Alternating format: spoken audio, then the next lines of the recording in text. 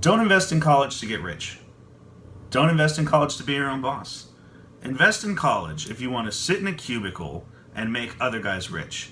It does a great job of teaching you how to complete tasks on time, work on a deadline, and have some follow through, which is really, really important if you work for a guy like Mark Zuckerberg, Steve Jobs, Michael Dell.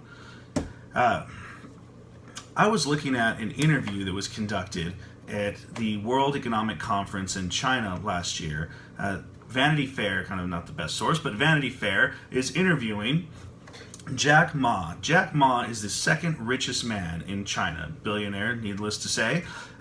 Ma is going on to describe to the interviewer that America and the world in general will be in for 3 decades of pain and suffering, mostly because our education system is not preparing students to operate in the new tech-driven industry. The speed at which technology has changed the world is amazing, and he believes that we are not preparing people to operate within that system. So let's talk about Starbucks for just a quick second. They've been around for 25 years.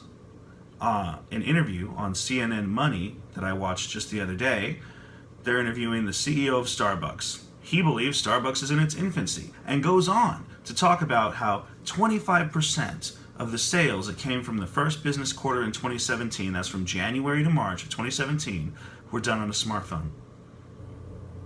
That is amazing. 25% of a 25-year-old company, smartphone sales. Not a person at a register, but someone that the job that generates that supports that is a programmer, customer service for tech industry, not necessarily someone that came out of a 4-year university. Anyhow, I want to talk a little bit about some guys, some visionaries that we all know of, and they did amazing things as college dropouts. Let's start by talking about Steve Jobs. He was going to Reed College in Oregon, dropped out his first year, went to India, had great communication skills, was able to convince Steve Wozniak to work tirelessly at creating the first version of the Apple computer, later the smartphone, Starbucks. Jobs, wow, what a visionary.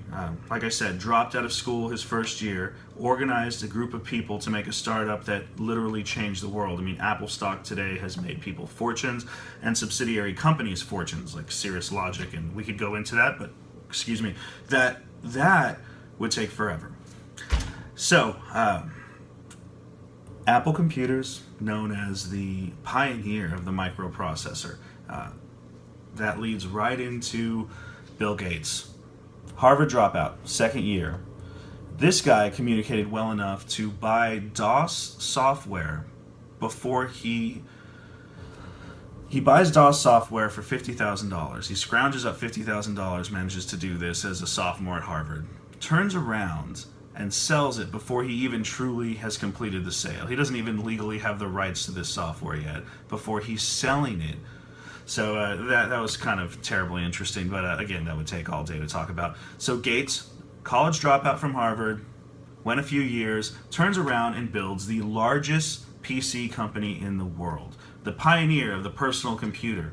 Microsoft stuff is all over our campus. It's all over the world. It is insane. Moving on, talking about personal computers, let's look at the next step in this innovative process done by another college dropout, Michael Dell. He went to UT Austin. I remember being at UT Austin reading about this guy. I was in the biochem program. He was in the biochem program. At 19, he drops out of the biochem program, starts building computers in a garage. What's really cool is he didn't invent the hard drive. He didn't work tirelessly on the electronics behind the computer, or the engineering for that matter. He knew how to sell it. He knew how to communicate. Mr. Dell put hard drives and motherboards and cases and keyboards together that were all made by different companies. His innovation was selling it directly to the consumer. Seeing past that old guard model and going through distributors, he said, no, I'm just going to make a company that builds these and sells them right to the person who's going to use them. We're going to skip these other guys. We're going to do it cheaper. And Dell Computers. So, what happens after Dell? Let's look at social media. Let's look at Mark Zuckerberg.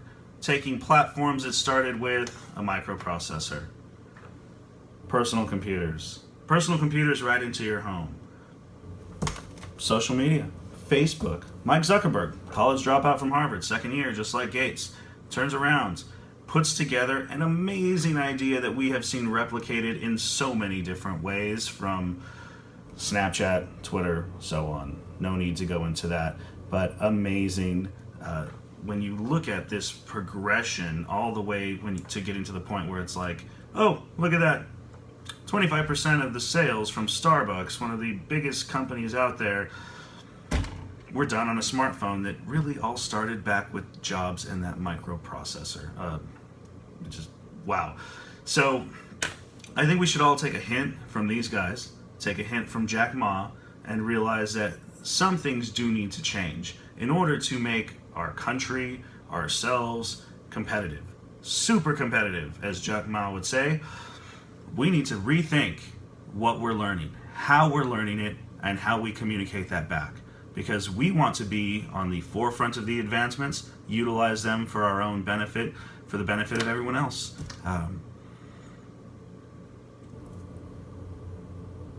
So consider your investment wisely. How exactly are you going to learn? What are you going to learn? And when are you going to do it?